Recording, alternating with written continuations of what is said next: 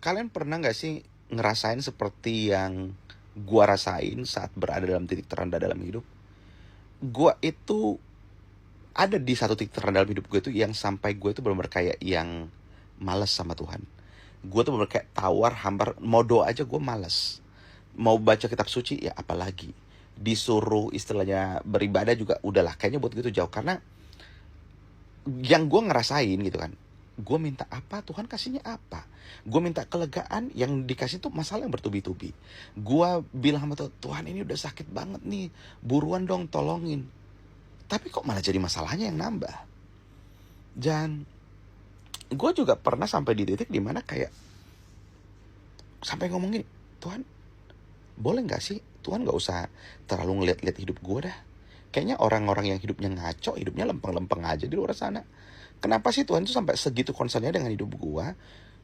Kalaupun Tuhan katanya mau proses seperti Ayub, gue gak butuh Tuhan sampai sebangga itu. Karena ini kayaknya prosesnya udah terlalu sakit. Sampai akhirnya suatu waktu itu gue merenung kembali. Kok gue bisa ngomong sekurang ajar itu sama Tuhan? Secara manusia pasti kita merasa hal yang kayak gitu. Merasa ditinggalkan, merasa terlalu sakit, merasa ini udah pokoknya udah di luar kapasitas kita deh. Sampai hambar, tawar, ngapain juga males gitu ya. Tapi gue mikir, hidup gue untuk siapa?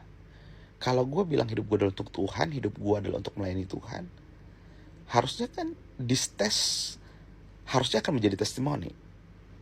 Harusnya apa yang gue lewatin ini kan bukan tentang diri gue, tapi tentang Tuhan.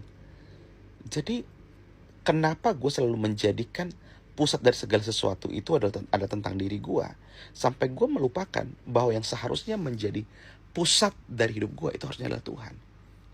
Kalau kalian punya pengalaman seperti itu, coba deh kalian cerita di komen.